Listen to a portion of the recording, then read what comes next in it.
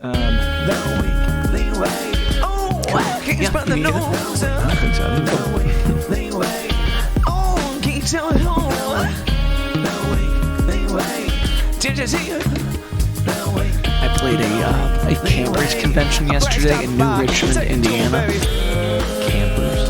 Yeah, Like it's called campers or the people camping? Campers. And people camping. Bingo.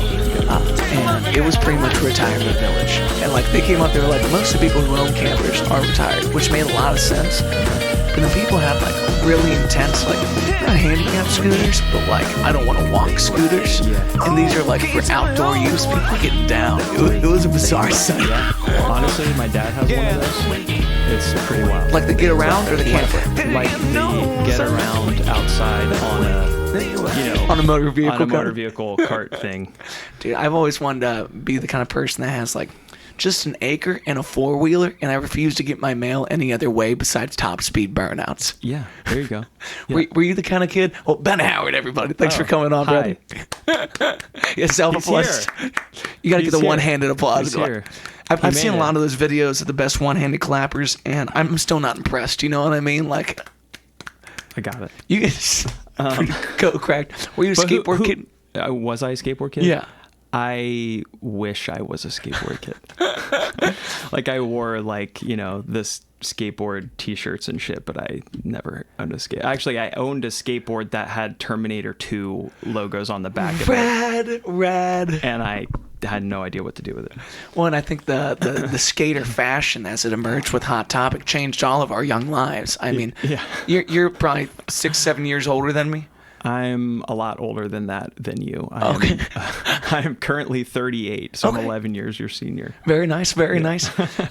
And what was like the first band of that era of like, okay, now we're going with these black tees, the game's on, and Well, for me, it was definitely Blink-182. cool. I mean, for sure. Like there was no close second there. Blink influenced like my entire being when I was like in 8th grade. And how'd you stumble into Blink? I got to Blink through MXPX, the dude that was in my band. We were all in like a church youth group together, and we were allowed to like go to this punk rock concert because it was a Christian band playing. Cool. So it was MXPX, this Christian punk band, and I mean, sort of like ambiguously Christian punk band. And There's a lot of people in that category. Like, I find it for sure. interesting that it's almost like the way that country pop has emerged. Like, you just put this label on if you want to market to this demographic. Sure. But the music doesn't need to reflect that necessarily. Oh, yeah, exactly. Oh, it's more or less like some of those, that's who they are, not the songs that they're writing. So people will get into that following, I feel like, in the Christian community just because they know that the artist is Christian. Yes. You know, so they're a devout Christian, so I can listen to their music because I know they're not going to like be telling me devil's music. I don't know. Yeah. And also the straight edge kind of lifestyle that had a genre attached to it, which is interesting. Yes. Well, long story short, MXP, we went to Bogarts to go see MXPX. They were opening for Blink-182. It was my first exposure to Blink-182. And so, yeah, then after that, it was just like a slippery slope. But pretty much, and that was the thing. It was you go to a show, whoever was opening for whoever, you just kind of like you absorb all of the music and the paraphernalia that comes with, you know, I mean, you wouldn't in that day know about the band previous to going to the show. Yeah. You And then your don't- ticket stub becomes your exposure, you know? Exactly, yeah. That's so interesting because I'm a kid that, you know, by the time I'm trying to get my own music, my siblings are on LimeWire. Yeah. And I'm learning about the wide world of the web and what that net can give you versus actually having, okay, I have an opener that I want to go see. Fuck, whatever the headliner is, I'll figure it out when I get there. Yeah. You know, and then... What was it, a mind-boggling experience? Was it music like you'd heard before? Like, what was Blink-182 like for 8th grader? I talk about this all the time that I feel like back then it was cool to listen to music that sounded exactly like the other thing you're listening to, you know? So we were listening to, you know, it was just, this band is also playing the exact same music that the band before them is playing, just like a little different with a little different of a voice, you know, but it was all the same beat and the same, you know, chords. And it was just like, but I think there was that introduction into punk rock and introduction into playing music in a band for me it was easy music to play from my perspective. And it seemed attainable that these bands are famous and they're playing these songs and there's 3 fucking chords.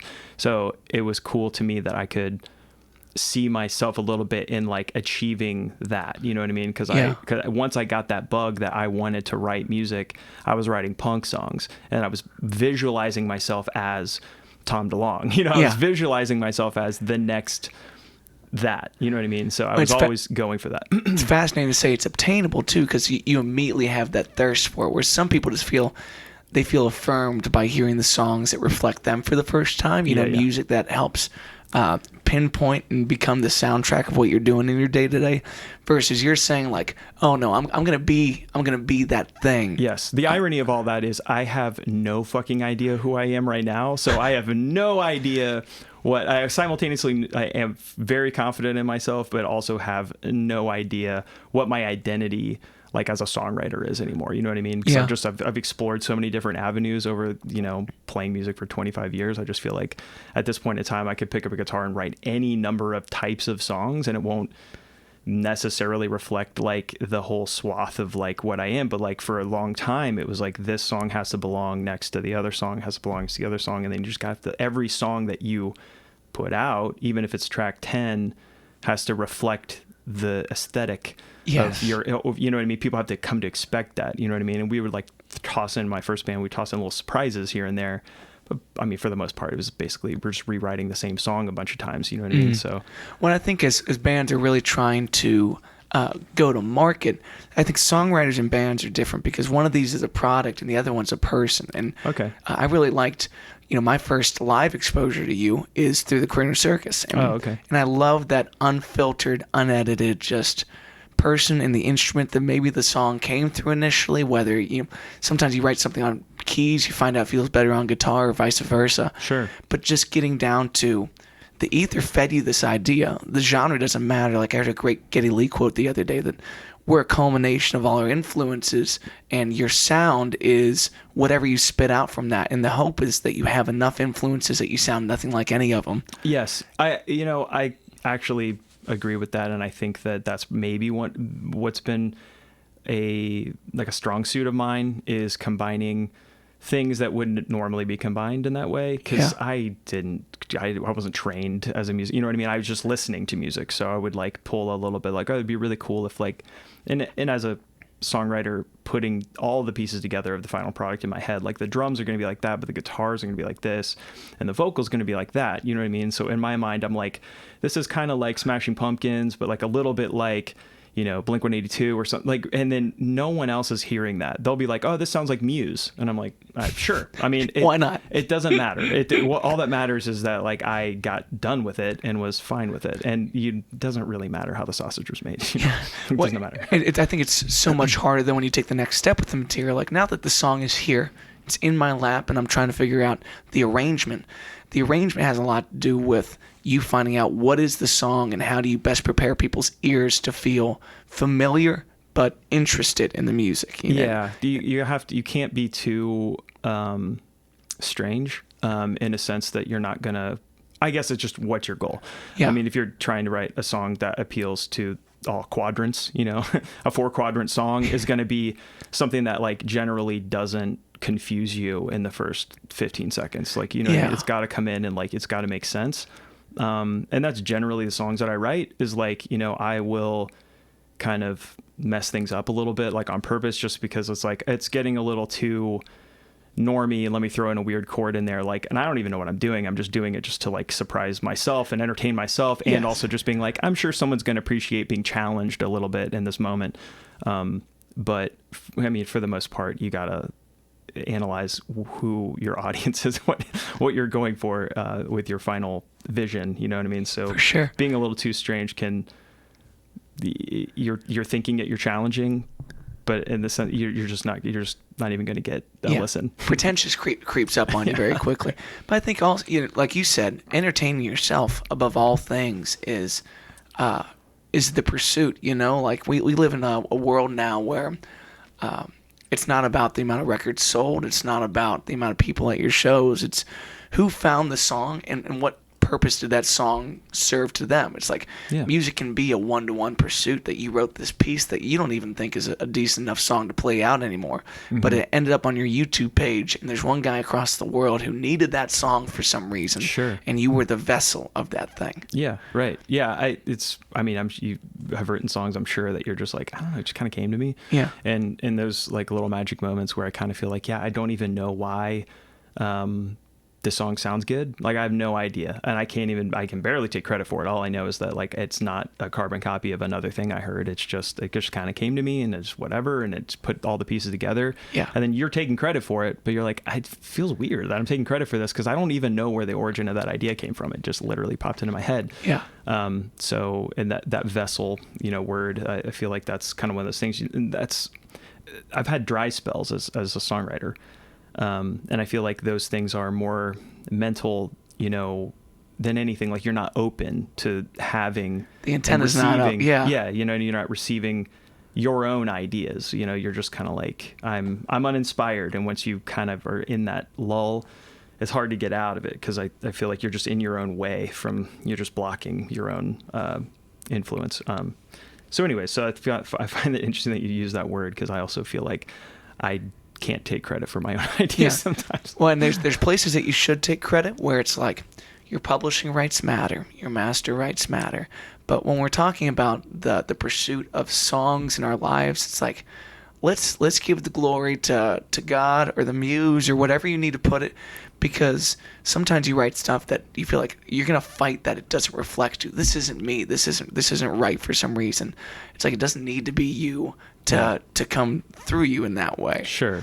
And I always love songs where, and I'm sure you've done this, like you write a line that feels like you're being too harsh against the person that you're writing this about, or you're writing something that feels too, aggressive towards yourself in that way.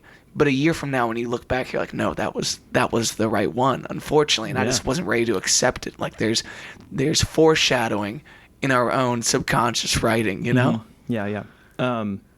I feel like, you sometimes need to be that honesty is really what you're talking about there. I feel like when it comes to yourself, and I think I tell my own story, and the way I view things and my own life and where it's going and just my own thought. I mean, I don't know, just the world at large. It sounds like kind of stupid and pretentious to say like how I view the world. It's just like, I don't what do I know? But, my experiences I'm communicating have always found that my identity is tied to the ideas in the songs. So I am playing a song for somebody, and that's who I am. That my DNA is in this combination of elements. You know what I mean? And I want it to be aggressive, or I want it to be soft, or I want it to be whatever. But I'm showing you like little slices of like me. You know? And I think like I've always found it fascinating when someone else can just like be a producer or a songwriter and write a song that doesn't belong to them.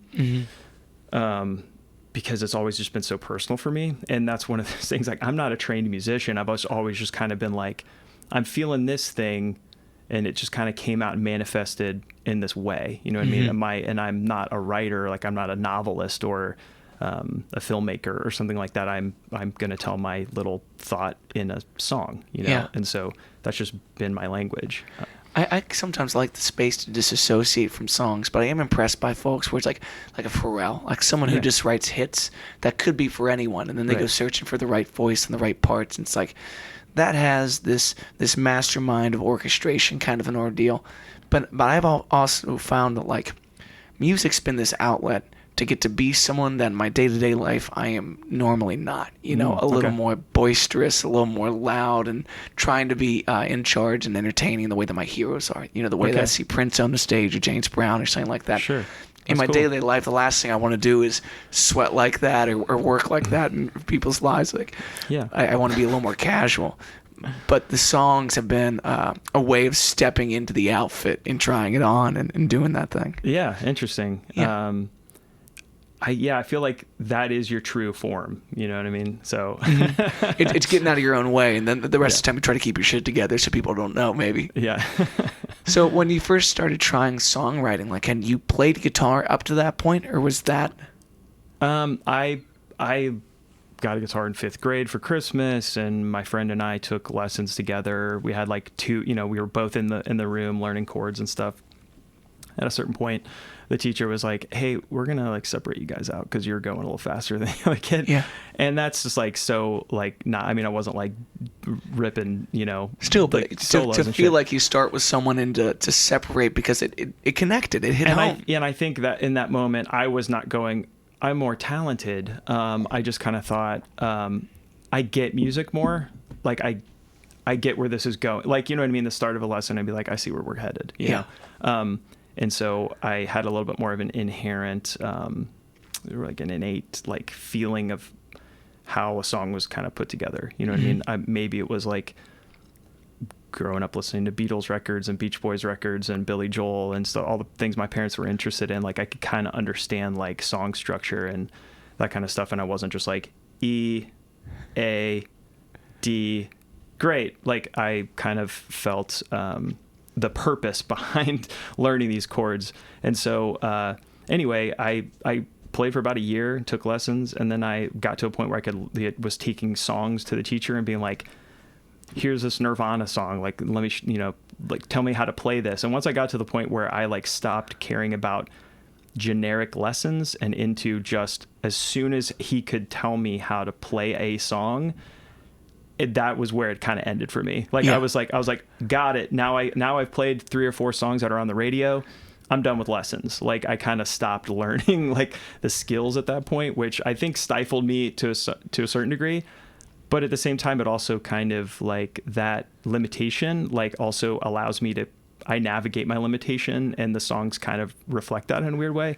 But I stopped playing for like a year or two. Like I just like did it like a year, and then I was just like, I got to that point. It was kind of like, okay, cool. Well, I don't know where this is going. Learned some songs, whatever.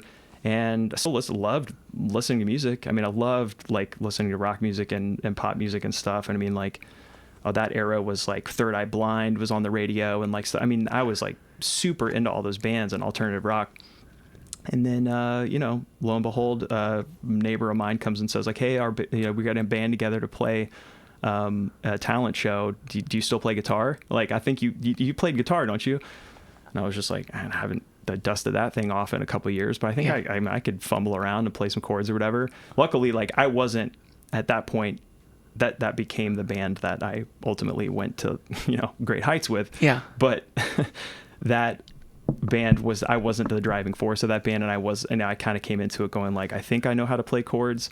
Ultimately became the leader of that band. But like, there was another guy that was, could play solos and could play the leads and could sing the songs and blah, blah, blah. And I was just kind of standing in the background like, I'm just happy to be here. I was getting participation points for the first like year or two of that band. Yeah, that's wild. So, so were you a singer in your own life before that? Yeah. Okay. And actually I found out that Dan, who is the other singer in that band. And the drummer? No, Dan Gotcha. is a singer, guitar player. And we had, obviously met through that band, and we're still really good friends, and, had written songs then for a decade after that. But where was I going with this? I think we were just talking about like first getting onto your instrument, but I want to know when you turned into the singer of the band. That's the most fascinating to me. Dan and I, we found out we're in photos together on different levels of a Cincinnati boy choir performance. It's like, oh, he's like right behind you in that picture. So we had crossed paths and been singing in our own lives growing up. And then come to find out we went to the same school and we ended up in the same band. And I think it was around. It was always writing the songs, though, because I think I just got bit by the songwriting bug a little bit and was driven to create stuff. And that's that whole, and I was just doing harmonies, just like doing like little things, in the band and just doing power chords and harmonies. And then it started kind of being like, this is the song I want to, like, these are my chords, and I ended up, I mean, Dan wrote a lot of freaking songs too for the band, but I think like, the first single our band ever had was my song. Yeah. And I sang it, wrote it. I wrote the whole thing. What age are you when you drop a first single? we were touring before I could drive. No shit. So, I was probably 15, I think. And y'all were Warped Tour kids. Like, you were vanned up and... Yeah, dude. We did the whole thing. You were 15, you said? 15. Who the fuck's driving?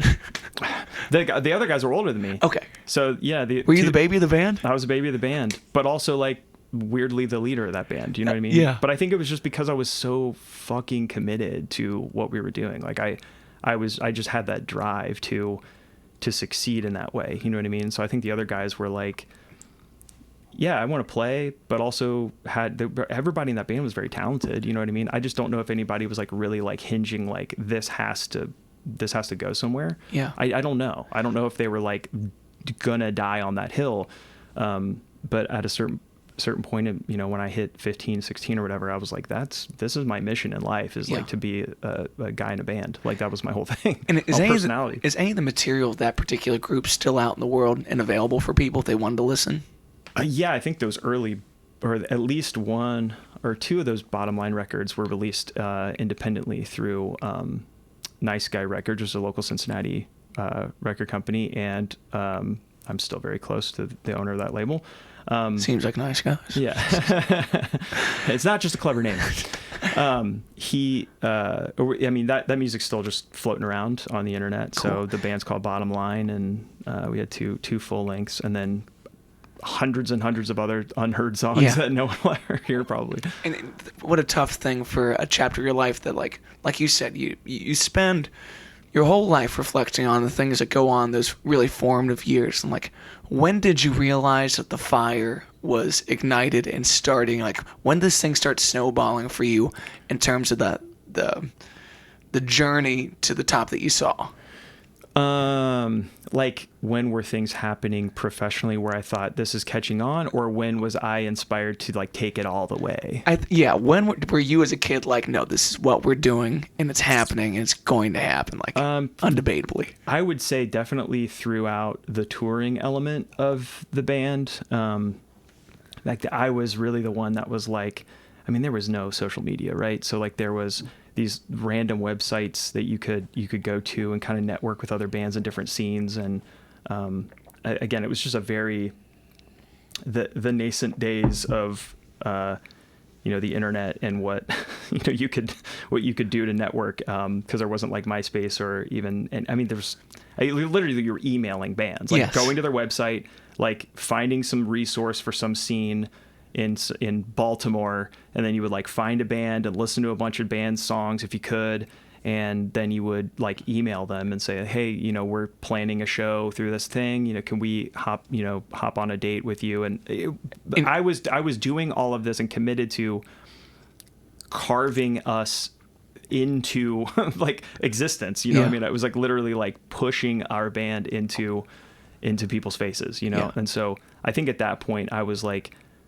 well, I found a few like little successes here and there. I emailed Kevin Lyman to get on Warped Tour. I emailed his AOL email address that I found through some nefarious means. I don't know. I found some resource where it was like, if you really want to email him, his email is at AOL. And I was like, no shit. And so I just like shot my shot, and we got a couple little like nibbles of like validation here and there that you get addicted to that. That seems like the biggest one too. Yeah. Like, you got to get a screenshot of that email because it worked. You're a kid and you take this crazy shot at something that I'm sure at the earlier points of Warped Tour, no one knew the cultural impact of what that thing would be. Yeah, but this was, it was absolutely a huge thing that you were like definitely trying to do. You know what I mean? It wasn't like it was just like The Offspring and No Doubt. And this Warped Tour at that point was like, those summers were launching like Sum 41 or like, some huge band. So that now we all look at as like some legacy punk band. But at the time it was like, this was like their first summer on Warped Tour. And those are the summers that I was like, can we please play on the side stage, blah, blah, blah. So, those early successes were in those very the established goals of what you do to validate yourself were there. I was just trying to check the boxes, you know what I mean? like I didn't find Warped Tour, you know, like it was very much a thing Pinpointed and shot. Yeah. So it was this beast that I was like, can I just please get a little kernel, a little nibble, a little breadcrumb? Yeah. And it just one thing leads to another, you know? And so the business aspect of the band was really where I like sunk my teeth in. And yeah, the creative things too, but I always like thought that I had the other guys were the support. They were my support system for the music. I didn't feel like I was leading the band musically. I felt like I was leading the band business wise. Yeah, you were the network. And and I was contributing a lot of that thing and that vision, you know, to the band. But I felt like that we all had an equal stake in what we were trying to achieve. Like we all had a flavor.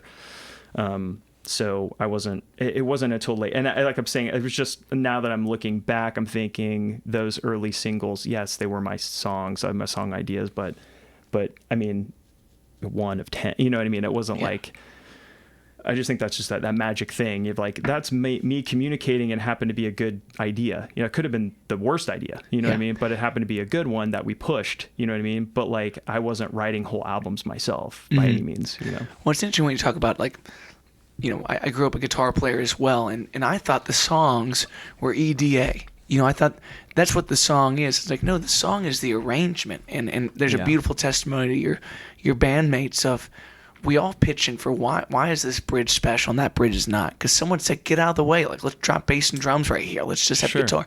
For whatever reason, like, Beach Boys records are the most iconic. You never realize how powerful the human voice is in terms of, like, this ethereal thing where the synth now takes place. It's like when they were just doing it, a fucked up version on tape and having that fun. Oohs and ahs, and so, you know what I mean? Those were the layers and the textures. Yeah. So yeah, the arrangement matters, and I think it was much. I mean, about halfway through the life of that band is when we really started like to understand. Like, I mean, we loved doing harmonies and stuff. That was a thing with our band that one of the regrets I have is, eventually we got away from that because I started writing a ton of songs. Dan started writing a ton of songs. And, you know, at a certain point, you're kind of like, well, I kind of have an idea of how I want this to sound, and he has an idea how he wants his song to sound. And the collaboration kind of became a little less and less and less and less. And over time, you've got two completely different pools of ideas. Yeah. And so what my, you know, mature brain now recognizes is, oh, cool. You just figure out where the Venn diagram overlaps. That's your band. But that's your record and that's your record. Not everything has to be everybody's record. You know what I mean? Mm-hmm. And I think at the time you just think like, well, there's nothing else. There's only our band. So everybody starts bickering and fighting because you're just trying to get your idea into being on the album. You know what I mean? And you can't contribute to my idea. This is my idea. This is the idea. There's no other version of this idea, but I'm in this band. So my idea is going on the album. It's all just ego thing that I really wish I could have gotten completely out of the way earlier in my life. Like, you know. Yeah. Well, I think writing songs at that age is the only reason that you can come to that conclusion now. It's like trying to work on your own projects. Like, take the L as early as you can in life and learn those lessons. And if you don't step up to bat early enough, some people never learn those lessons, you know? Yeah. One thing I'd love to know is you took this huge venture in the last couple of years of your festival, of the Taco. Oh, right, yeah. How much of growing up around these monoliths of festivals inspired, like, this cultural thing that you're trying to do out of the goodness of your own heart, your own interests? Like, yeah. I think just obviously being around, and I would say that even like Warped Tour is kind of a different thing because it's a traveling fest. It's a carnival, you know? Yeah, everything about that is sort of predicated on the fact that it moves. And so with something like what I do now is the magic of that comes from obviously that grassroots punk rock sort of feel is just the people that are doing it. You know what I mean? Like, we're not doing corporate ass bullshit. We're trying to support the community and obviously we're trying to support ourselves. We're trying to support so with the taco festival, it's like, well, I'm not serving tacos at the taco festival. So we're just trying to make sure that everybody benefits, that it's mutually beneficial, and that you coming to eat tacos is enjoying yourself just as much as the person serving tacos. And then I'm enjoying running it. Like, everybody should just be having a good time and it shouldn't feel like a huge chore, or like something that's like someone's making out way better than someone else here. Like, holy crap, you know? And so I think just participating in like Bunbury Festival from the standpoint of a musician, seeing, you know, somebody go down to a park on the river and erect a festival and run it, and then it's done. It didn't go to the next city the next day. It was a home run fest. And so I feel like those are the examples. As well, I work for the Festivals Unlimited, which does the Cincy Beer Fest. Nice. So like I see all these different ins and outs of how these things are kind of run, and you just accumulate, you know, kind of what you want to do. Some things that they do that's great for them are not going to be great for us, and whatever. But also Jamie Mandel, who ran Nice Guy Records, had signed my band when I was too young to have a record deal. He's the one. He's my partner in the fest. So like we've been working together for 20 years. You know. Yeah. When the way that you kind of said like it's almost like a punk festival in that kind of way. Like you never realize when you walk into any type of event what's going to make it special. Sure. But most of that comes down to people. You know, people are the saving grace between us of what makes something different than any other normal day. Yeah. And what's that whole thing? Like I played shows with Jamie and his band, and things that he would promote and stuff. And we're coming up in the scene, and we would play it anywhere. We play at VFW halls, and like we played the Blue Ash Civic League more times than I can count. And we played, coffee shops, and just like it was like that thing where you would just literally set up your gear and just yell at 15 kids in a room. That was a show. That's a whole thing, that do-it-yourself kind of energy of like, we don't need like a corporate backing thing. Like this doesn't have to be, the Chamber of Commerce doesn't have to get behind this. It's just, we're just gonna do it. We're gonna fence in the park and that's it. You know what I mean? Like we're just doing it ourselves. So that mentality, that sort of the armor of like, we're going to live and die by our own, our risk is, it comes from being in punk rock bands. Absolutely. It's inexorably tied to that. Yeah. And when you talk about like your Venn diagram, it's like, what does a taco festival and a punk festival have to do with each other? It's like, there's a sliver in the middle here that you're going to pull from in a way that no one else can touch. It's like, it's cool to see that success and know that you're doing something with such variety that I hope like it really fills your cup in that way. That's so different from anything else you've ever done. It's crazy. Yeah. It was like the biggest undertaking I've ever, it's the hardest I've ever worked in my entire life. 2 years ago, launching that festival was like, I've never worked so hard. I've worked very hard on my music career. Yeah. Doesn't even hold a candle to first year festival. Any pro tips you give to people that want to put together a festival of that kind of magnitude?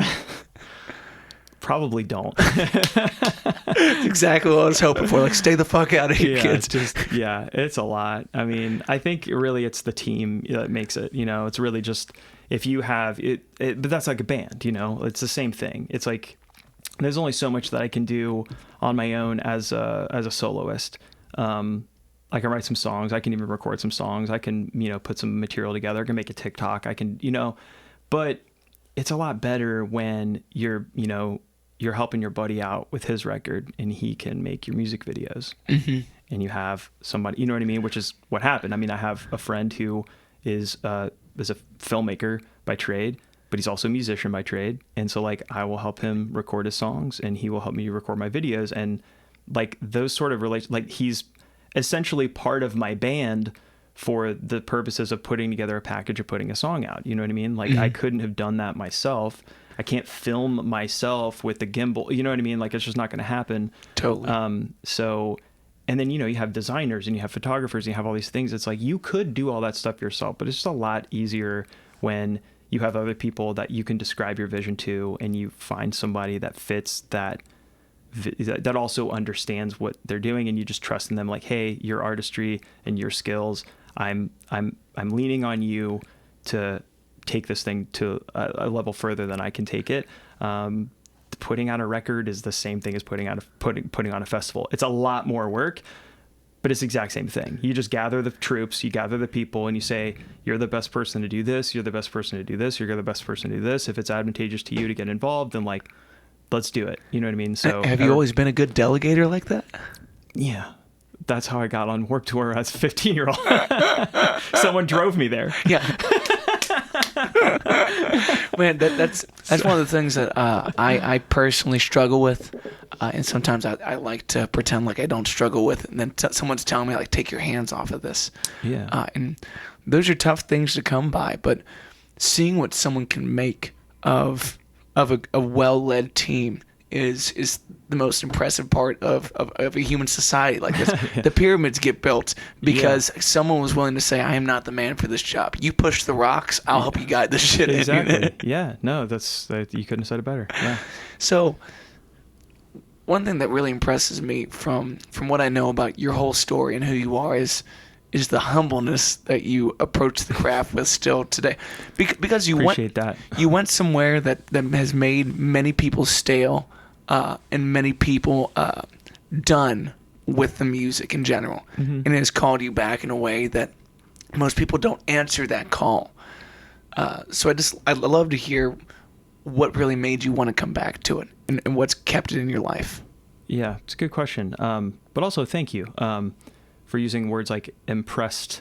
I don't know. I've been in and out of pursuing music so many different times over the last 25 years of my life. So there's been, little dry spells of either inactivity or inspiration or just flat out being like, I don't even know if I'm going to play music anymore, really. Somewhere in the last decade, I kind of settled on the notion that like I can make music forever.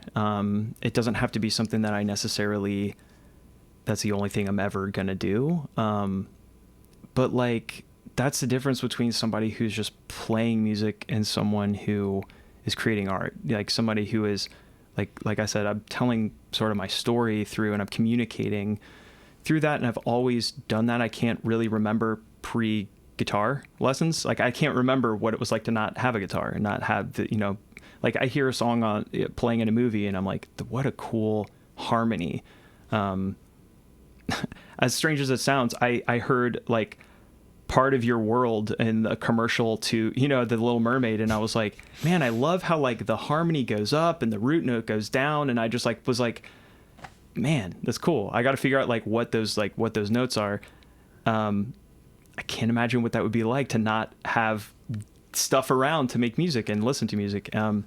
So it's always gonna be a part of me. But I think the idea that I'm not that I'm only gonna do music, I kind of put that away, and I think it helped clarify what my role here is and what I'm actually doing for myself and for the benefit of any listener. That that the pretension has kind of been gone away because of that. I think that the one thing that I changed some years ago was like, I'm not only a musician, like I'm not only a songwriter, but I love telling my story through song. So there will be moments where I come back out of the woodwork and I'm like, I got a new song for you guys.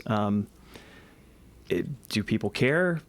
I don't know, but it's really not, that's not my part of it. That's not my problem. My problem is I got this idea and I won't rest until it's finished. You know what I mean? And when I see, and even just writing the song and recording the song, sometimes it's not even done until you have the video for the song. Like the whole package is what I see in my head.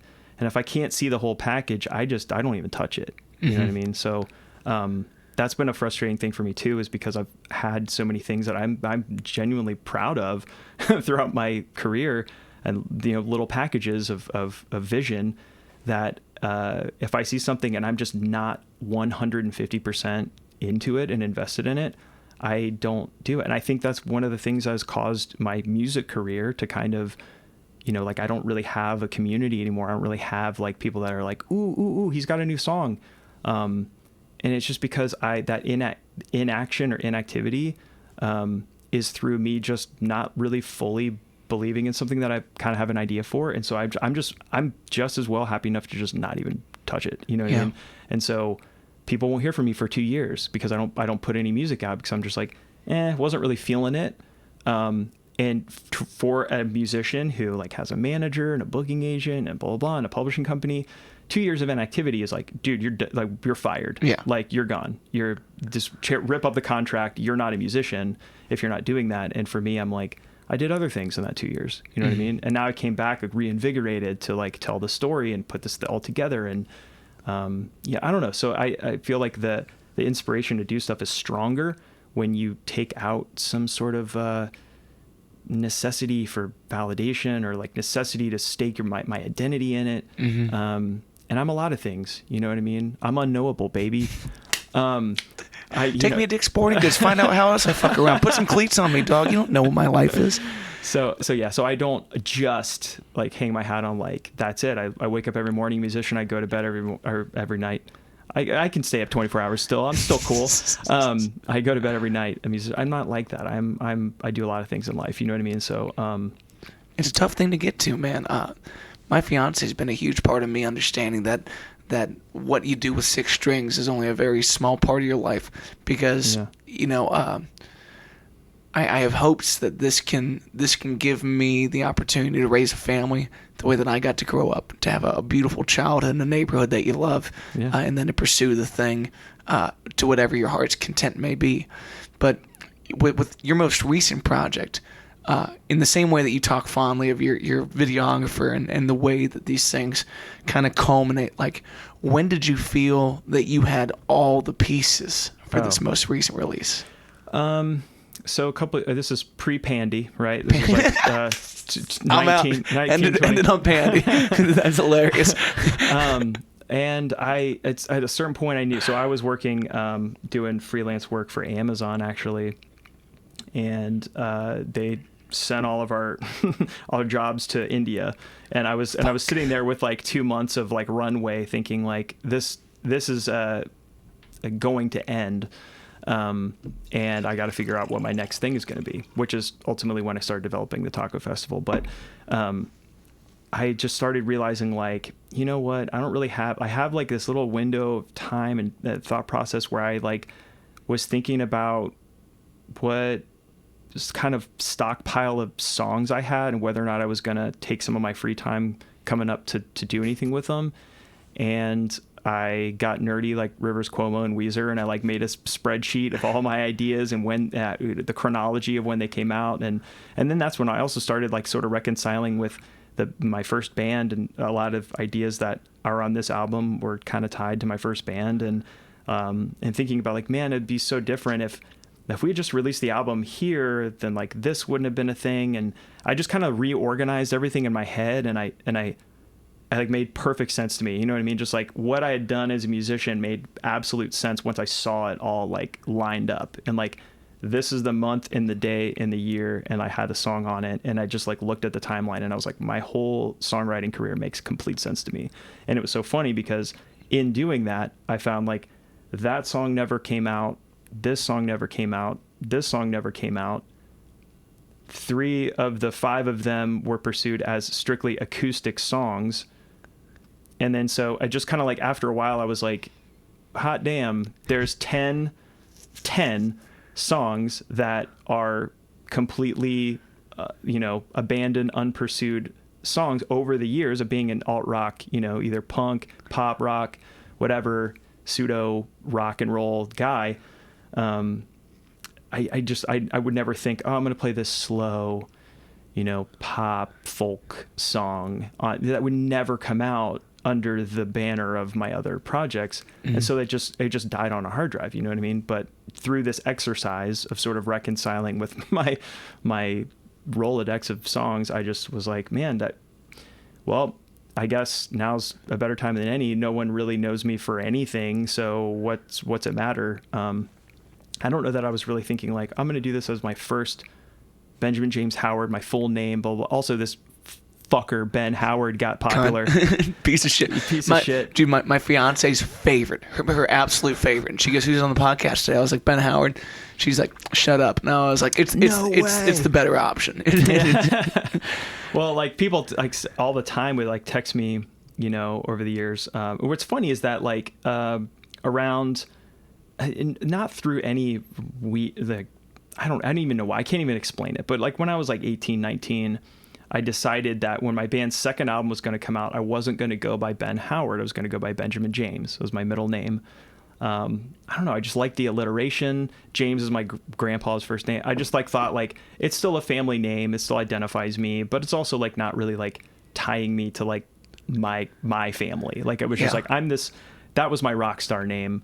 For lack of a better, way to explain it. In my mind, I was like, I'm this guy when I'm a songwriter. Yeah. We also need to have an alias with the scale that y'all are starting to do things at. There's a little bit of a risk of having your regular identity tied to it. Yeah, maybe a little bit of that, like kind of just like, I don't know if my mom needs to be like, hey, Mrs. Clooney. Yeah. When you're just like very clearly George Clooney's mom, like I don't know. And so I started going by Benjamin James, and then lo and behold, Ben Howard comes out of the woodwork and comes across the pond and is like becomes like super famous, like indie artist. And people send me his music all the time, like, dude, congratulations, just came on Sirius XM. I can't believe you.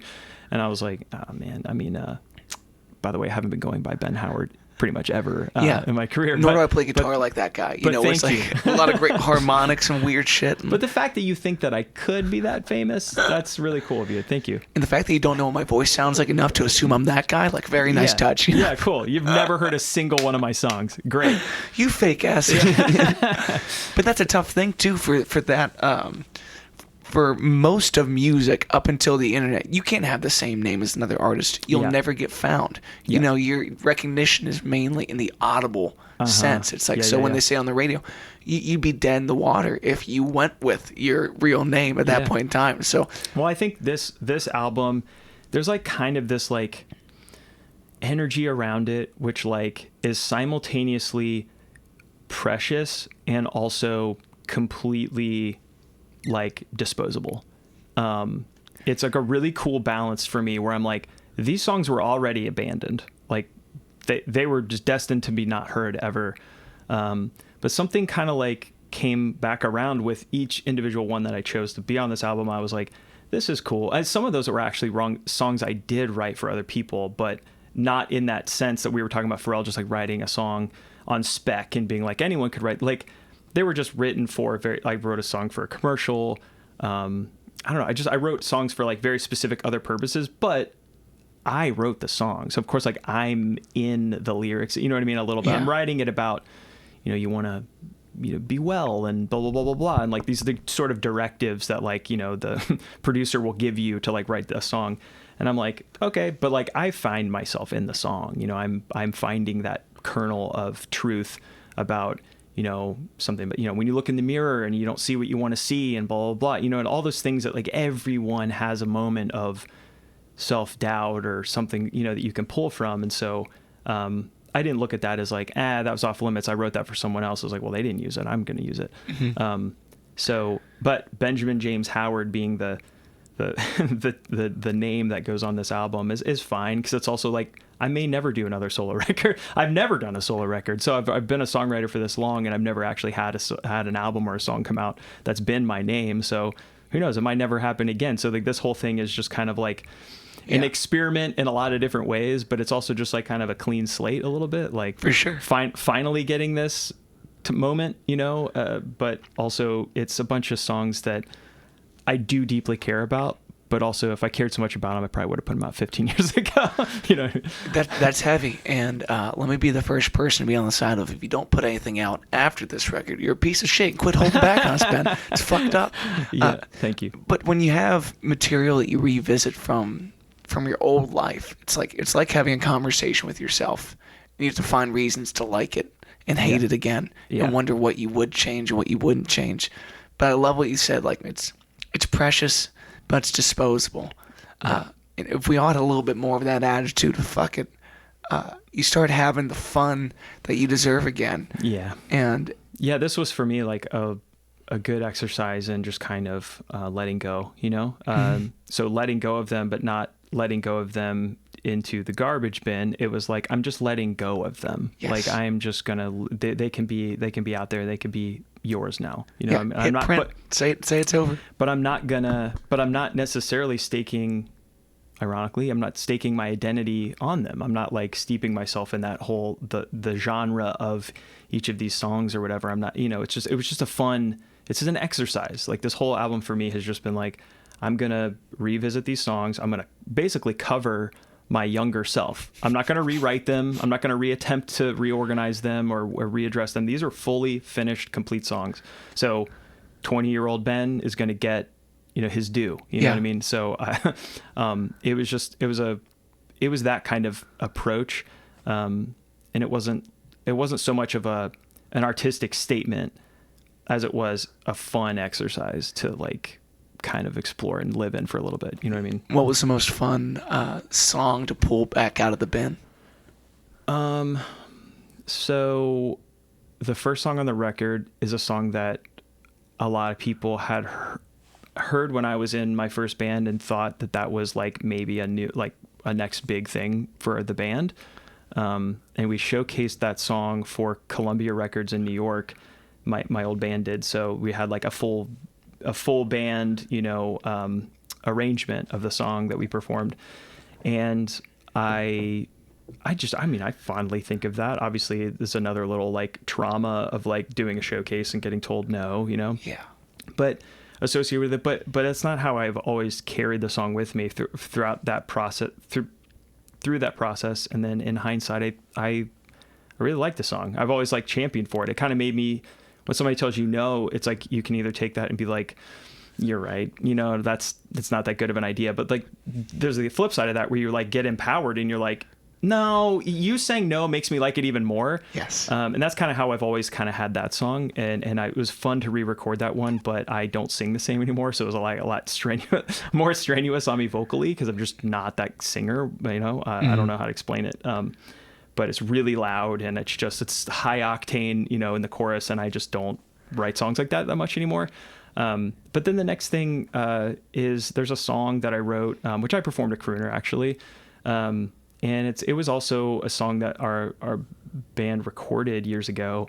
And it's just a very weird song with like some very weird like chord structures and stuff. And it was written in a time of my life when I was going through stuff that I didn't know how important those things that I was going through, like how that would affect me and how that was possibly like changing like my DNA of who I was, like essentially I was in LA, what people would say, living the dream. I was in a studio, $1 million studio, making music with the producer, like just doing the thing. Yeah. Y'all were signed at that point in time to Warner, right? Signed. And we're doing a thing, and I get a phone call from my dad that my parents are getting a divorce. And I'm like out at this pool in Beverly Hills, and I'm just like on the phone, just like, okay, this news sucks. You know what I mean? And I was just trying to analyze it. But at the same time, I was also like, I was kind of like having a disassociative kind of like moment, you know what I mean? So I'm like, there's a weird juxtaposition of feelings that I'm having right now. Like this wasn't exactly the news I wanted to like be receiving while I'm supposed to be in the other room recording. But there was a little bit of like, I know like my parents like obviously wanted to share that news with me, and my dad was just like reporting, but he was also sort of like, giving me his, perspective in that kind of thing. It wasn't really about, hey, how's this affecting you? Or like, how are you receiving this information? It was more or less like my dad just wanted to spill on me. So the song, to some of my close friends and confidants and stuff, it's like the parents' divorce song or the dad song, or like some people like say, because I've told this story a couple times. Yeah. But I'm like, it's not really about that. It's just about this moment where I was kind of disassociating on this phone call. And I just very vividly remember just like kind of listening, and just like putting my finger in the moon, with like one eye, just like kind of like in the sickle of the moon. And just kind of just being like, I don't want to think about this right now. You know what I mean? Like this is life-changing information, and I don't, you know what I mean? But I was just like, this isn't gonna help me in this moment. And I don't know. There's just like this weird thing where I was recognizing the change, and I was recognizing that nothing was going to be the same anymore. But I was also kind of numb to it, and trying to focus on other things and kind of just be like, I'm an adult now, and I'm pursuing my dreams, and that sucks. Yeah. But also by the way, Dad, I'm doing great out here. You know what I mean? Like, it was kind of like, it was just like this weird thing where I've always kind of had this weird, contentious sort of like relationship to my parents' divorce, because I was out of that. I mean, I was, you know, whatever, 19 or 20 or something like that. So like, I just went through it different than like my sister went through it. But this particular song on this album, like I think I wrote it like pretty much then. You know, the next time I had a guitar in my hand, I was just like fucking around with chords and shit. And it's just always, it's tied to that. It's tied to this like pivotal sort of moment in my life. And I really want that song to come out. It's not like a single. It's a really weird song. Yeah. But would you be open to playing it for us? Yeah, if you give me a second to like refigure it out. Get comfy and whatnot and do your thing. Yeah. And if it doesn't feel good on that guitar, no need to play it if it's one of those like out there. What? I mean, I can at least, can I do some of it maybe at least? Yeah, you can do as much as you want or as little as you want of it. So, I think it is...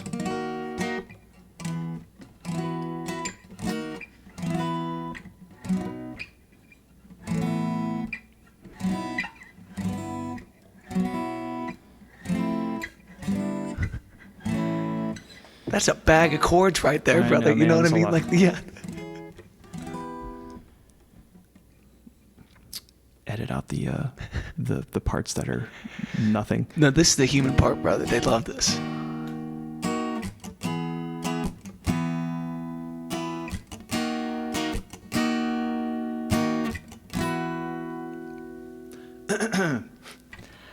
Time is thrown into rhythm.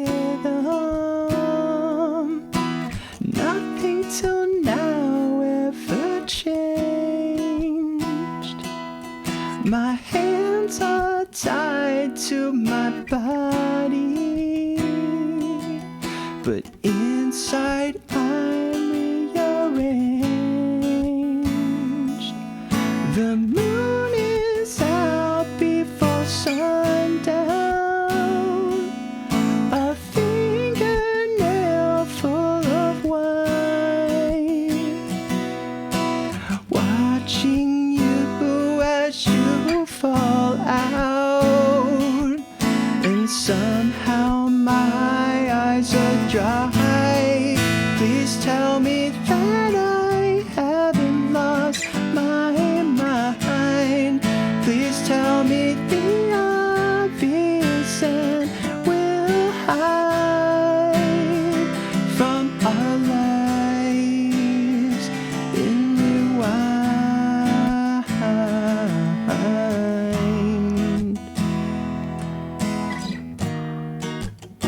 I mean, it's a fucking weird song, dude. Dude, I love all the twists that it melodically takes. I know. Whatever you did there at the end too, the way that modulation happens, it's fucking neat, man. It's very weird. So anyways, I kind of botched the beginning of that because I wasn't really ready to sing that high of a falsetto. But So how much of your writing took place in that between chest and head voice kind of thing? a lot of songs start there for me. That's tough to build a career off that and to sing.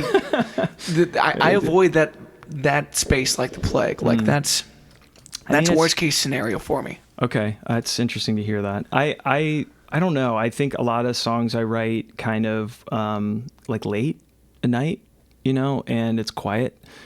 And so I feel like a lot of the time I'm alone, and I don't know. It's just the time of night I'm not like just being super loud and playing chords and stuff.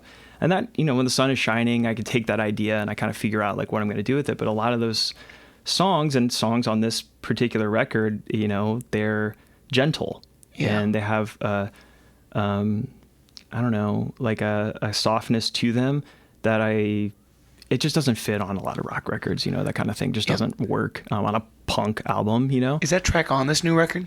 That song I just played is called Rhythm, and it's on the new record. Okay, cool. Thank God. I was going to say, don't tease us like that. No, that one's for sure. And that's, when you ask if I'm excited to, or rewarded to put some of these songs together, it's like that song's lived with me for a really long time, and I've always liked it. I think that in hindsight, it was an absolutely horrible song to choose to record for our major label debut. we actually recorded that song. Like it was a full on production. And it just, that's not a Yellow Card, Ocean Avenue, coming out of the gate swing. That's just a very heady, like, just freaking like art rock song. It's so weird. The only thing I can come up with is weird, right? I keep saying that word, but it's so intimate too, and I think it's free of the constraints of, it's gonna stay right here the whole time. It's like you talk about this moment that I think so many people have gone through an experience of watching their homes split, and to be kind of disassociated in this way where it's like, I should be perfectly happy with everything that's going on in my life right now. Yeah. But here I am still feeling the weight and kind of mourning that loss as anyone would. The hard thing about that era of music is you need to write something that's more vague and broad stroke than that to hit people. But today you put that out in a story like that, if someone reaches for that song on that same day that song came to you, it might be the only companionship that keeps them together. Sure. Yeah. I mean, it's one of those things too, where it's like, it's not about divorce, or it's not about my dad. It's not about any of those things. It's really just about like a moment. That particular song is about a moment in my life where I could very clearly see, wow, there's a line in the sand now. Like there is before this moment and after this moment. And, I'm clearly, all of our lives, my family's lives, are going to be different from this moment on. And at the same time, I was feeling like happy and contented and working on what I wanted to work on and doing my thing. And it's just like that weird thing where there's like something like kind of tragic that's happening to your family is also like in the back burner. Like it's just weird that like that would be like the focus of energy for someone, someone else. Like, you know what I mean? And I was like, why am I not like, am I seriously going crazy? Like, is it crazy to think that like, I'm just gonna like pass through this and it not affect me in that way? You know what I mean? Like, why am I not having a bigger moment of sadness, or, you know what I mean? Like mourning, like that. I was just like, kind of immediately like, I'm ready to get off this phone call and go make records, It's kind of similar to that feeling that people go through where they start to feel bad for not missing somebody that's gone anymore. Sure. I guess, there's something like that. I mean, so like I tend to approach a lot of these sort of like broad topics of like loss or something like that. Like, for instance, in the song that I just put out, Locked, it's like, yeah, it's ostensibly like a breakup song, you know what I mean? But where it's like, why didn't that person open themselves up, to tell me what was wrong or whatever? Like how I'm trying to fix things. I'm trying to figure out how to crack the code and find the things that are going to make you happy. And the answer is you're not going to, you know what I mean? But there's this like loss of like letting go of that thing that gives you solace, you know what I mean? Like where you're like, oh, okay, I guess I'm just never gonna know, and it's fine for people to be different and communicate differently, and I was never going to be the one that was going to make you happy, or blah blah blah blah blah. And but there's peace in that, in a weird way, and in that song too, like the feeling is peace that I had, you know what I mean? And the like when I'm asking myself like, am I fucking crazy? It's not. I'm not torn up about. I'm not concerned about it. I'm like am I crazy because I feel fine? You know what I mean? That's the thing, is like, I don't know. Maybe I have some disorder. Hasn't been diagnosed. I think that's a resilience of living too, where, regardless how crazy it gets, tomorrow's going to pop up and you got to do something with it, and you got to take those steps forward. But it's bizarre when, especially when the music helps you come to terms with things like that. Like I find that songs are way better chapter markers in my life than years are. Yeah. I do terrible with dates and things like that. But you talk about the clarity you get from looking at the Excel sheet and saying what and when and how with these songs. And it's weird to then get in the psychology of how you felt when they came out versus how you feel now, and, sure. and how those fit into people's lives. But again, like your vocation to do this, whatever took you there, brought you back, spit you out, called you back to the music, and then keeps putting these things in your head. That is vocation. That is why we are here, if you feel called to do so. And then there's no demand for not sharing it. but it's selfish if you don't. Yeah, right. And that's again me saying, if you don't put out another fucking solo record, you piece of shit. I'd love to, you know what I mean? I think like there's a lot of artists that I listen to, and I play cover gigs, so often, and Yeah, like the great Echo Wave. And God bless Aaron Roy. God bless him.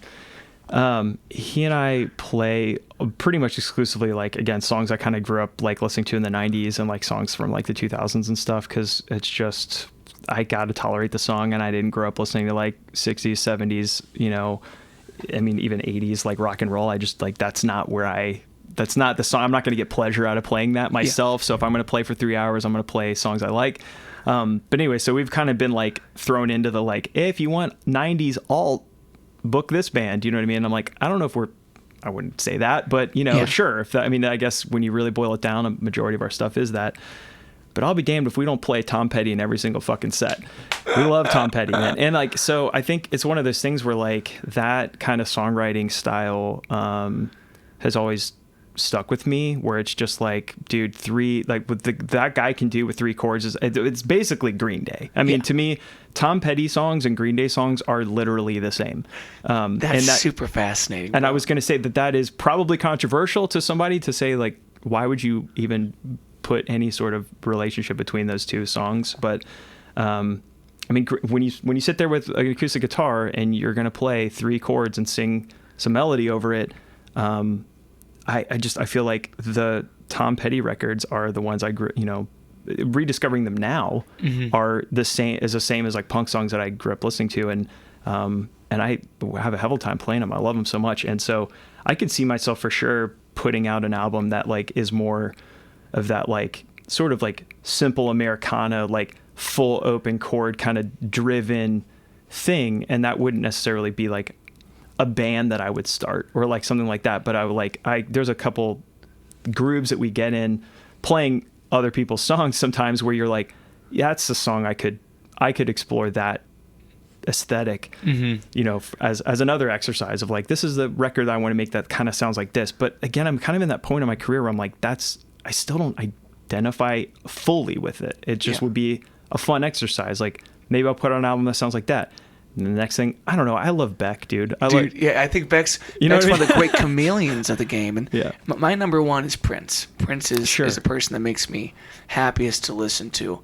And his unbiased approach towards whatever he wants to do in that moment is the stuff that makes me feel invigorated and free as an artist. Yeah. Because maybe by the good graces of the universe and your route, do you make it to the top and stay at the top and a career's good. But in my personal life, if I just like catching songs that feel resonant, I don't get to pick if this is reggae or bootleg country or Americana folk or some heavy metal bullshit. I'm just here to play catch with the feelings, man. Yeah. It's a really weird lifestyle though, and I think the cover gigs, like I do them a lot. I play, 4 or 5 nights a week right now, and my set's 50-50 original covers. In some venues, when they find out that I do 50% originals, they fire me. But it's like, and that's hilarious too. Fuck them, dude. Exactly, because I'm glad you don't like it. At least you listened. If it doesn't work out for you, that's fine. But it's a transactional approach to the music that you and I honor every time we pick up an instrument. Well, I was gonna say you're promoting your music when you play these gigs. So that's the other thing that's to be considered. You're playing a cover gig as a means to promote yourself while also making money and staying busy and practicing your craft. I'm assuming, right? And getting in rooms with people in them and whatnot. So that you can play your song. Yes. And they would absorb you in some manner. When I play a cover gig, I'm there to sell beer, essentially. Okay. I'm not selling myself. You get what the difference is? Like, Absolutely. I'm just there so that the bar does well, and then I get my check and I go home, and that just never happened, essentially. It's 3 hours that just like are gone, and do you feel like, as it relates to your earlier trajectory as a young man in the DI world of just original shows, like you've drawn a line as far as I'm not going to do 4 hours and include a little bit of my stuff and do some covers. I'm either doing my stuff or I'm doing that bag. Yeah, I kind of like, if you will, the word would be bifurcated my career in that sense. It's an awesome word. I've never heard that. Bifurcated? Yeah. Okay. So I've kind of like taken the approach that like I have, for lack of a better term, like my creative energy and like my artistry is not playing Jim Blossom songs for people that are eating pizza and drinking beer. So like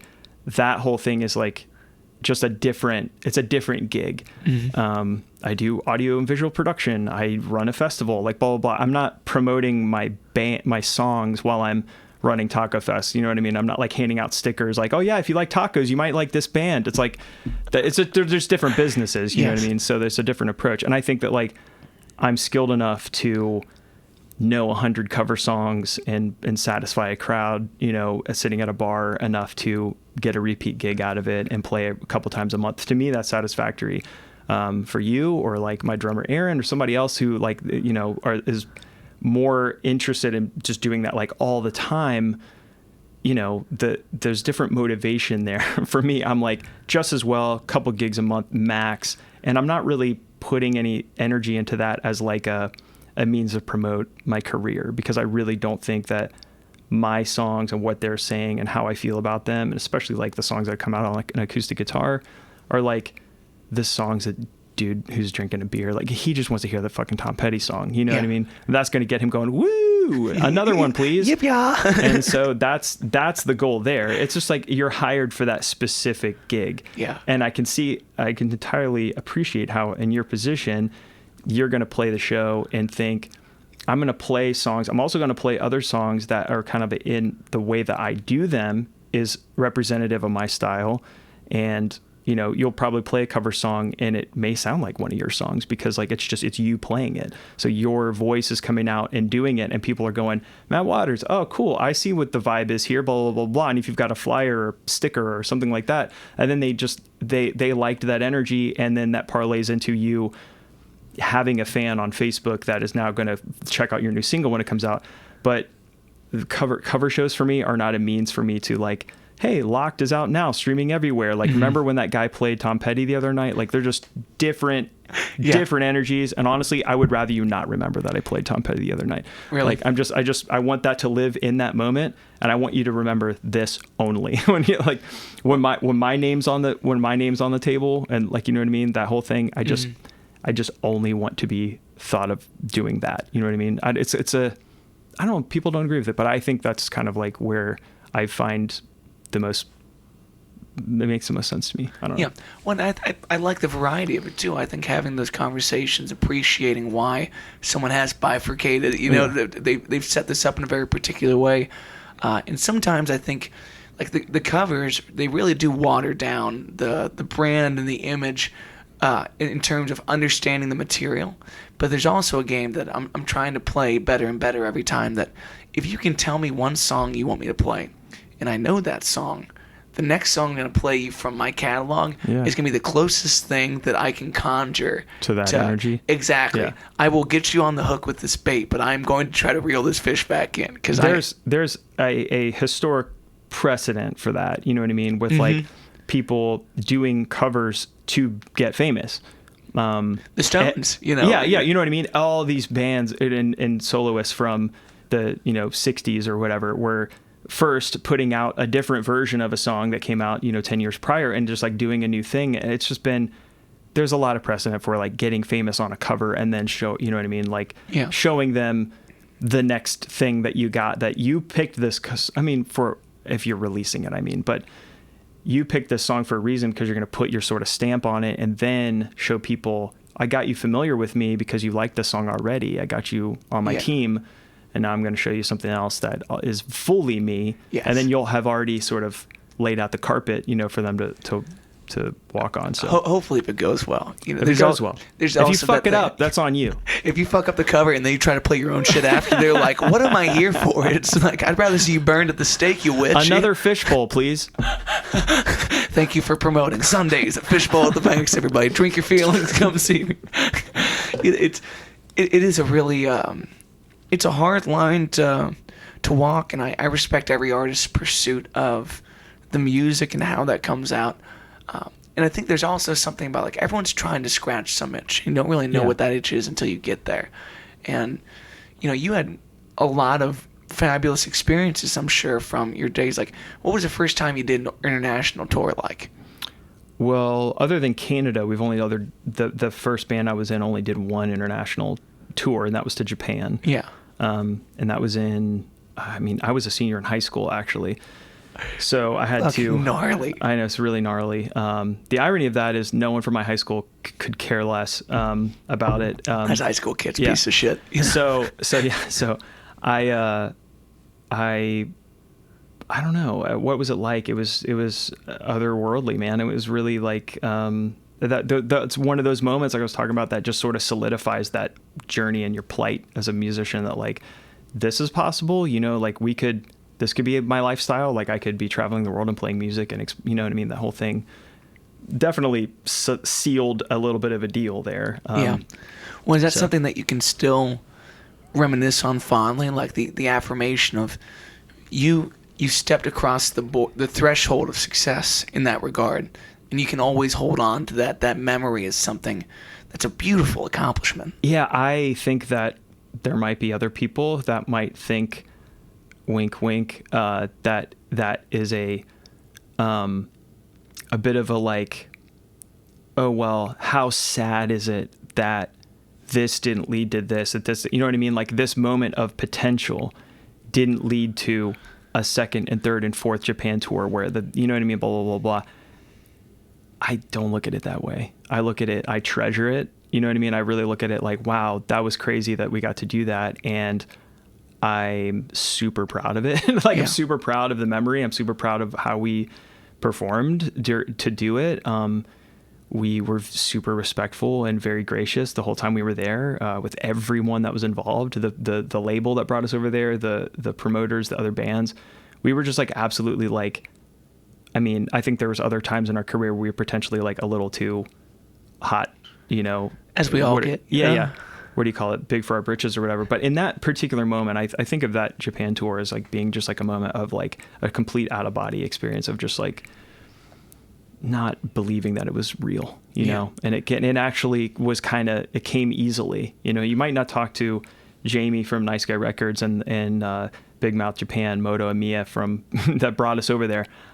They might have pulled a million teeth to get that thing to happen. From our perspective, we got an email that said, you're on to Japan with Midtown. And I was like, holy shit. You know what I mean? Like, there was an awesome email. There was a hint that, we would maybe go to Japan at some point, because we had our album was licensed in Japan. So there was just like a dream or a hope or like whatever, and not with a major label band that we would get flown over there with and stuff. Like, it was very, very, very cool. And it was not lost on us at all. And I think that like really inspired us to try harder, to get to that point with the band that we toured with. We wanted to be signed. We wanted to be, we were signed to an indie, but we wanted to be bigger. Yeah. And even Jamie, who he capitalized on as much as he could, the fact that we got signed eventually. Our album hadn't come out. Our second album with Nice Guy hadn't come out. And, we got signed, and he was then using that, like, hey, this band is now going to be on this other label and blah, blah, blah. And like, he is a great business mind, and he doesn't think like, oh, well, like, I'm not going to promote Maverick Warner's project. I'm going to promote this thing, that whatever. But he was smart enough immediately, as soon as we got signed and we hadn't put out that album, he was like, well, all right, all the promotional material is going to go towards John Feldman's new band that he's, working with on this label. This is their new album. As they're working on their other one, Like, he used that to our advantage. And I don't know where I was going with that, but I think like, I'm just grateful that we had those experiences. And where was I going with that? Who knows? Just hearing that much about it, and every time that you reminisce to people about something like that is a reminder that the dream is possible, and the dream may not look like what you expect it to be when you arrive. Right, there you go. But you're a Cincinnati kid that said, I want this as much as I want anything else in life. Mm-hmm. And as much as everyone gets to a certain point and says, I want to go further, at least acknowledge the magnitude and the beauty of something like that. You went to a part of the world where your ability to communicate with one of those people in the audience is almost nil. But the way that the way they feel your music and the way that they give you a chance to be part of their life like that is such an incredible thing. I'm glad you said that, because it did kind of bring to mind something, and that is that we obviously couldn't speak Japanese, and we got classless pieces of shit. we got a quick some cheat sheets of some stuff that we were supposed to, little phrases and stuff that just common things that we could feel we were being respectful and in conversation with people, and then on stage we were very committed to how do we not just go up there, speak English, kind of be like, you're here to see us, you're here to see American bands, we're cool, we're the exotic fruit today. We wanted to feel like we were, in conversation with them from the stage without being able to have that conversation. So one thing that we devised was, at the time, and I don't know who knows if this is still a thing, but we asked, what's something pop culture that we can reference or something like that on stage? You know what I mean? And somehow it came down to, there's a wrestler that is named Inoki, I think. Somebody speaks Japanese or knows Japanese cultures. I'm butchering all of this, but Japanese pro wrestling is the shit. So I'm so excited. So then it was like, well, he's got this catchphrase, and he basically just does a count. He's like, ich, ni, san, da. And that's his phrase, you know what I mean? That everyone just goes, da.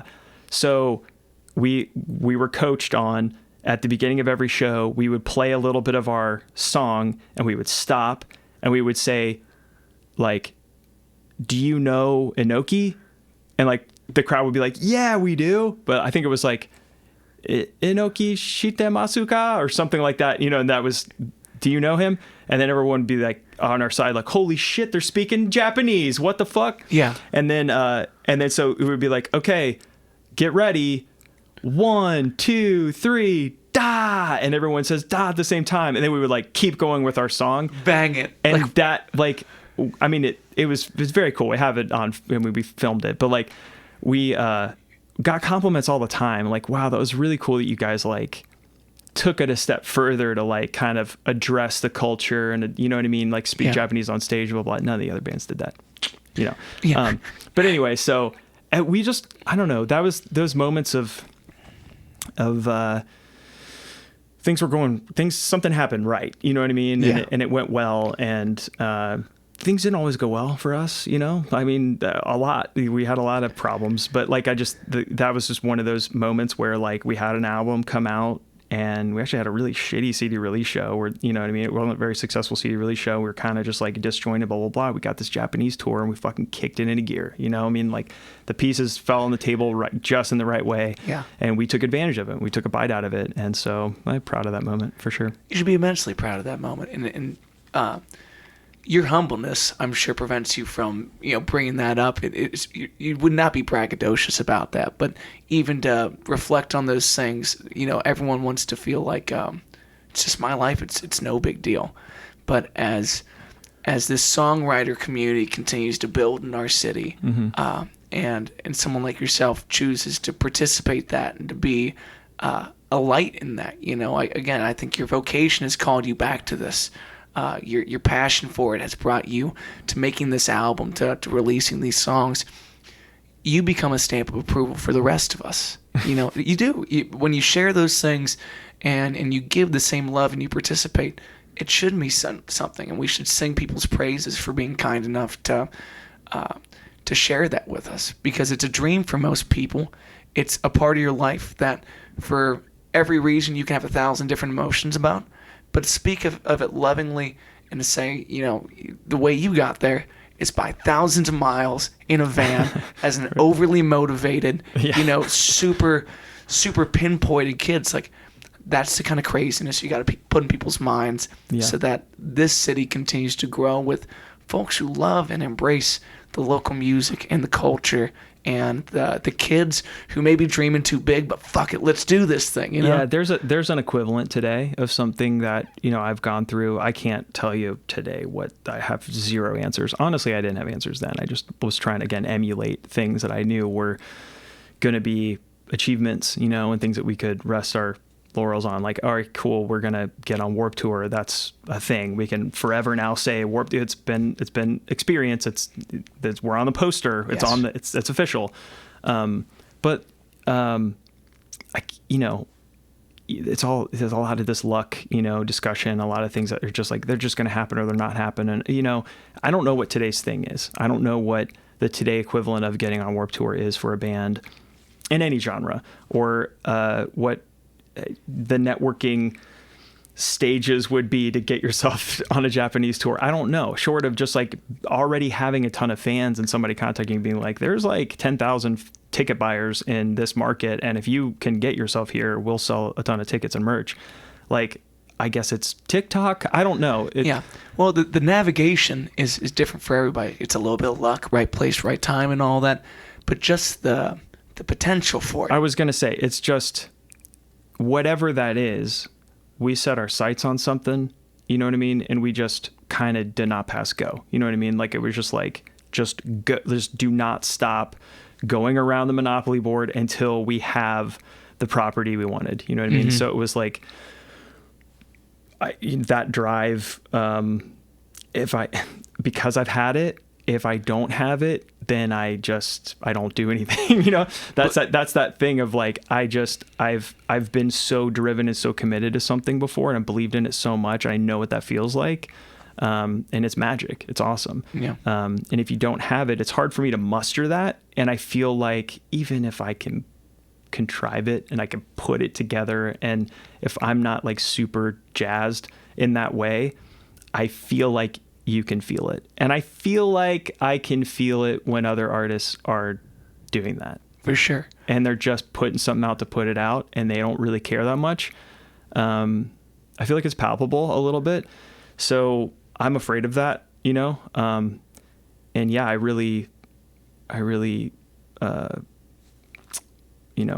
want to say like honor, but I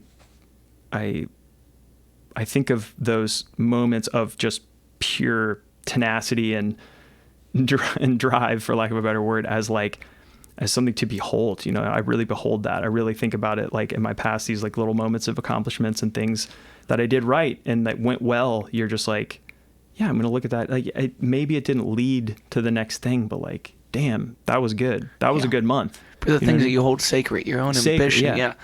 Well, and as it has turned into this next album, it's not the same goal you had as a young man doing that, but there's a new goal in mind. And I think the best testimony to why you do it is you as a person. That's the interesting thing about it. It's not a band, it's not a product. It's this guy and this instrument reconciling a lifelong career of songs and an understanding into this project that you share with people, man. And yeah, what do you need in return for that? Who knows? Yeah, I would say that it's mostly just like you said, the motivation or the whatever. It's really just truth. That's what it comes down to for me, is like, it's just about who I am, and telling, showing a different sort of like aspect of myself and my songwriting that other people haven't ever seen before, or, that I've let other people see. And if I never put it out, I would have always been like, yeah, what would have happened if I put that out? You know what I mean? Or what would people know me a little bit more? I feel like every time I put out a song, there's a part of me that thinks, once you hear this, you'll know me a little bit more. You know what I mean? Every single time for my whole life, since the first song I ever wrote, as soon as you play it, you think you're getting to know me in a way that's impossible otherwise to use words to achieve. Yeah. You need this full context of the chords and the dynamics and the little bit of air at the beginning and end of the track, because we put it there for a fucking reason, Exactly right. Yeah. Wait 15 seconds till it really kicks in. Yeah. Don't give up too early. It doesn't have a chorus, you asshole. Okay, this is all verse 1. Okay, get over it. Don't bore us. Get to the chorus. Well, guess what? There's no chorus. Eat shit. Yeah. Well, with that, brother, anything you want to promote? When's the full album out? Locked is now out, correct? Yeah, so I have 2 singles from this collection of like acoustic songs out now. Locked just came out. By the time this comes out, I think maybe the album might be out. I don't have a release date, but the album's called Vestiges. And Spell that. Vestiges, Vestiges. Cool. Vestiges. I would have put a U in there somewhere, and I don't know where, but I was gonna fuck that up if you did. Well, it's probably just because how I talk. Vestiges. So, yeah, that's the sort of the theme of the record, of course, is abandoned works that I had accumulated over 15 years or so, and yeah. So, anyways, I can play one out. You want to play one out? I would love that. Benjamin James Howard, everybody, make sure you find him. Follow him on the Spotify, wherever you like to stream. I'll link all your pages if you want to send me like your IG and all that for the people. And yeah, brother, again, Benjamin Howe everywhere. Benjamin Howe, thank you so much again for coming on, dude. Of course, thanks for having me. And if you're listening, thanks for listening. Request from the man with the computer. Do you want to hear Locked or Heavy? You know those 2 songs, so. I want to hear Heavy because I love that cool. music video. Dude, the books on top of you is one of the coolest visuals where I was like, what the fuck is going on? Yeah, man, that hurt my neck. Well done.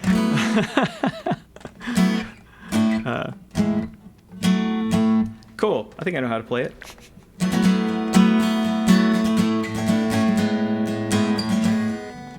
I fucked it up.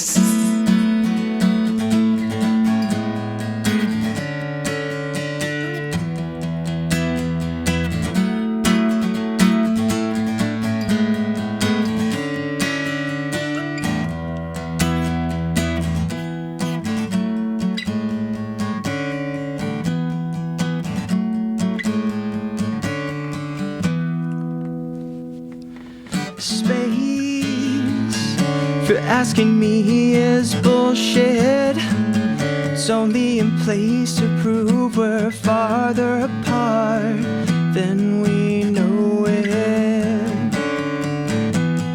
In time, if you're asking me, it's a lie. It's only there to move us faster and faster, filed in a straight line. And it feels right as it should be, and it's real as it could be. But the weight on my brain is unusually heavy, and I'm waiting to be free from thinking too heavy.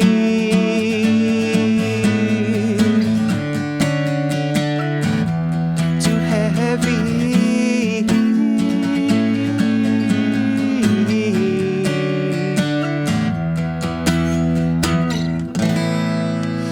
Thanks. James fucking Howard, everybody. I realized that was in wrong key, but you know, it was a little high for me. Be gentle in the comments. If they're in the comments. Thanks for watching the show. To the few of you, I love you very much. Thank you again for coming on, brother. Thanks for having me, Matt. Peace, players.